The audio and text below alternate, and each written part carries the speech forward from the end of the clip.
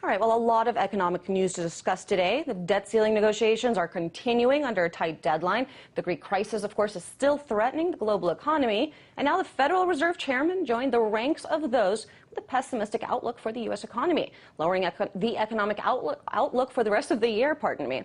But Bernanke also said today that the causes of the downturn are temporary. And he brushed off the risk that that the Greek crisis poses to U.S. banks. So is he on point, or is he missing the bigger picture here? Well, let's turn now to Michael T. Snyder. He's the founder of the economiccollapseblog.com.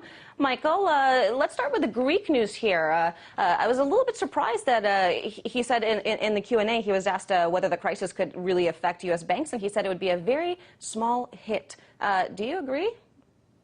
I completely disagree. The Greek crisis has the chance to be another Lehman Brothers moment, because what you have in Greece is a situation where they're just kicking the can down the road. If Greece defaults, it's not going to just affect Greece, it's going to affect all of Europe. The banks all over Europe are very much exposed to Greece, and banks in Europe are very highly leveraged. For example, when Lehman Brothers collapsed, they were leveraged 31-1, which was absolutely horrible. Now, German banks actually hold a lot of Greek debt, and they're leveraged 32-1 at this point. So if Greece goes down, it's going to have ripple effects across the entire world. And there are experts all throughout the financial industry that are warning that this could set off another 2008-style crisis.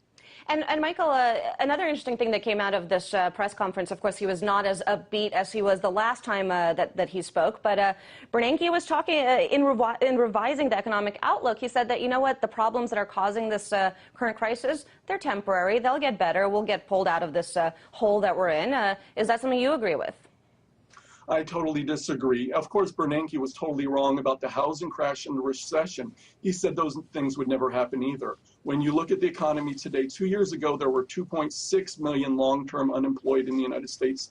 Today, there are 6.2 million long-term unemployed. Overall, there are 25 million Americans that are either unemployed or underemployed, and the average duration of employment in the United States today is approaching 40 weeks. 2 years ago, back in 2007, we had 26 million Americans on food stamps. Today, we have an all-time record, 44 million Americans on food stamps. So things are getting worse, and Bernanke is in a state of denial.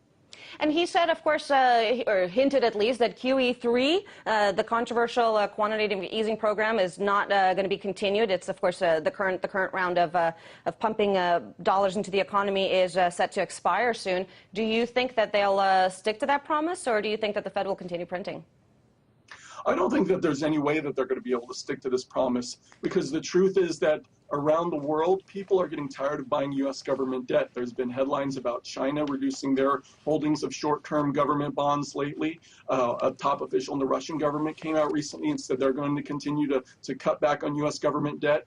PIMCO, the largest bond fund in the world, has said that they're going to vastly reduce their holdings of U.S. government debt over the long term. And so there's not that many buyers in the marketplace, and yet the U.S. government has to continue to issue massive quantities of debt. So if the Federal Reserve does not buy it up, who's going to buy it? So whether they call it quantitative easing 3 or not, someone is going to have to buy all of that debt, and it's probably going to be the Federal Reserve. And, you know, one interesting thing that we talked about in this program yesterday is the president came out saying sort of that one solution to the economic crisis is to get foreign investors to spend money here in America and invest in more companies here. And, you know, we hear so much outrage anytime, you know, someone who's seen as sort of the political enemy, like the Chinese or the Arabs coming here and offering to buy up a port or an energy company. And yet, why do you think there hasn't really been any outrage whatsoever over the fact that the Chinese have been buying up our debt over the years? The Japanese have been. Why is there such a disparity in terms of our outrage? Well, the politicians and the media have taught the American people that globalization is a good thing. But in the end, every single month now, the United States is running trade deficits that are somewhere in the neighborhood of between $40 and $50 billion usually. And over the course of the year, that's $500 billion that are leaving this country that could have gone to support American businesses and American jobs. And then that money comes back and buys up land, buys up physical assets For example, China recently bought a 30% stake in a company that has Texas oil and gas fields and that is doing huge energy down in Texas. And so, what we're seeing is the United States is going from the #1 economic power in the world to the point where we're dependent on foreign money coming in to prop us up. Well, a fact that seems to be lost in our politicians. But very briefly, back to the Greek crisis. Bernanke was also asked about whether he thought that austerity here in the U.S., sharp reductions in spending, would be a good idea. He said that is not the case. Of course, if it weren't for the austerity measures, we would not see people on the street like we did in Greece. What would it take for Americans to come out in similar terms? Well, we are already starting to see some unrest. The economy has been really down for a couple of years, and we're starting to see frustration boil over. For example, there is the phenomenon of mob robberies that have been happening all over the United States that RT has reported on. We've seen it in Washington, Chicago, Minnesota, and all across the United States, where groups of youths are barging into stores, grabbing whatever they want, and running out. In fact, it's gone beyond that, where we've seen groups of youths pull people out of cars in Chicago, off bicycles to rob them. And the frustration of the American people is starting to boil over, and eventually exactly what is happening in Greece is going to happen here as well. And what's your prediction on what the tipping point for that would be? Obviously, this is a trend, but what will really set it over the edge, if anything? Well, it's when the American people totally lose hope. Right now, they've had faith that things are eventually going to get better, but they're starting to lose that faith. For example, recently in North Carolina, an elderly man, he got dressed up, he went into a bank, and he handed the bank teller a note demanding some money. Now, there's nothing unusual about that. That's a bank robbery. But he only demanded $1. Why?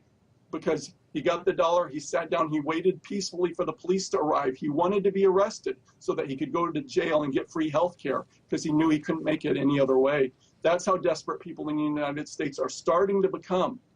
But what do you think? I mean, is it going to be actual cuts to Social Security, Medicare, Medicaid, actual spending reductions here that will get people to wake up, or something that's outside of our hands? For example, getting too close to the debt default and an economic crisis that's more caused from global issues than policies here within?